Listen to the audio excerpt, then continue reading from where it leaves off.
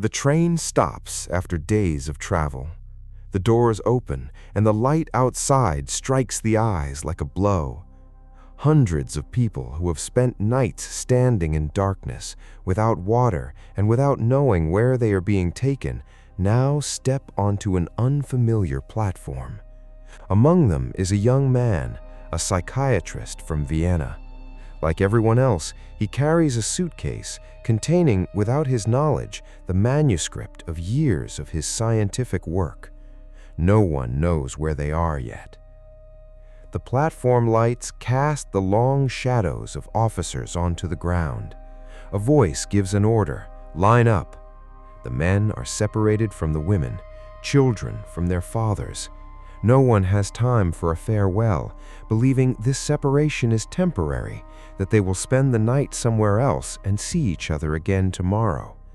It is the last time many of them will ever see their families, and none of them know it. Now the line of men reaches an officer who stands with his hands in his pockets, looking over each person with complete indifference. What he does has no explanation. A small movement of his finger, to the right, to the left, to the right, to the left. No questions are asked, no criteria are announced, only a quick gesture of the hand, lasting a fraction of a second, deciding the fate of each human being. The young man's turn arrives. He stands before the officer, a moment of hesitation. The officer's finger raises and points to the left. He still does not know what that gesture means, but in that instant, without any conscious thought, without making a decision that could later be explained logically, he takes a step and places himself as if he had intended from the beginning to go to the right. An unconscious change of direction, a decision made from a depth that the conscious mind did not even have time to evaluate. The officer does not notice, or perhaps he simply does not care. He sends him to the group on the right. Days later, he learns what that simple gesture meant. One side meant forced labor, physical exhaustion, sweat, hunger, but survival. The other meant a short path towards a building whose chimney never stopped smoking.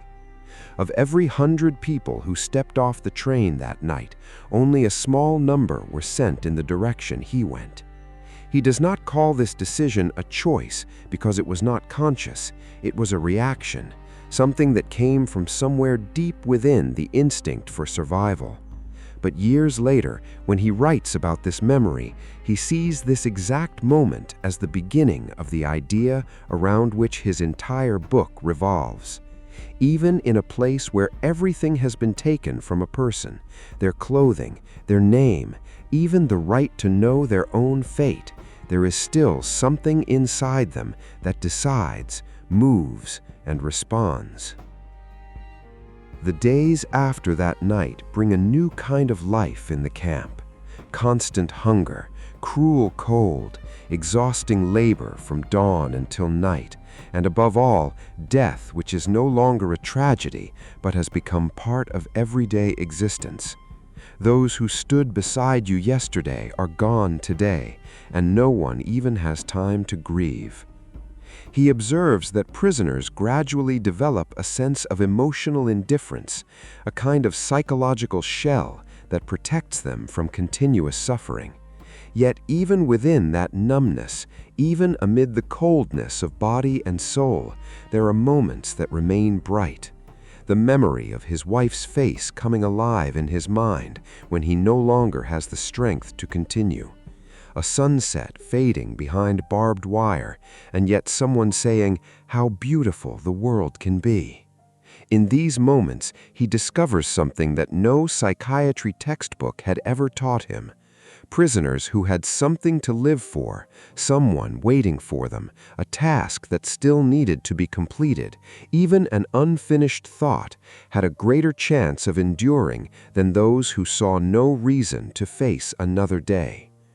This is where the train platform, with that small and seemingly meaningless movement of the officer's finger, becomes the starting point of an idea that years later finds its name, A person can lose everything except one thing: the freedom to choose the attitude they take towards whatever happens to them. And this is only the beginning of his story. Days become weeks, and weeks become months.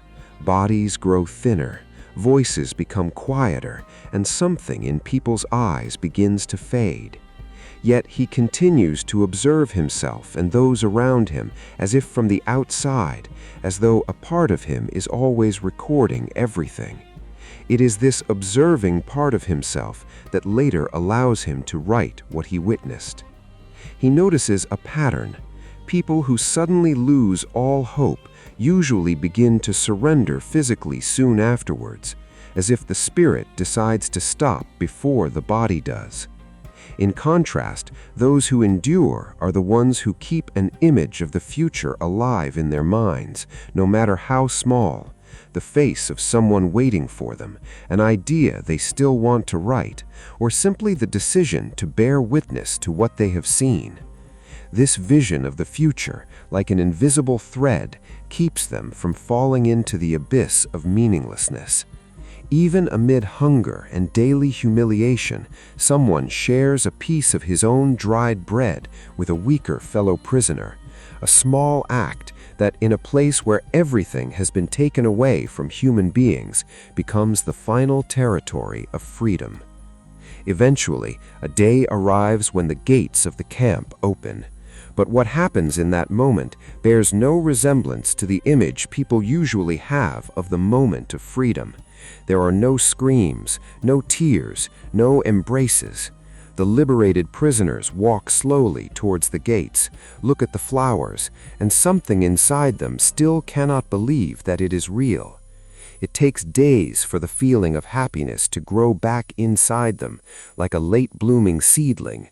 And for some, that seedling never fully grows again, because when they return home, they find not their families, but empty houses and painful news waiting for them. Years later, when he writes these memories, he tells them in search of one answer: what remains in a human being when everything else has been taken away? The answer he first touched on that train platform, in that small movement of the officer's finger, now takes the form of a complete idea, an idea that will shape the rest of his book.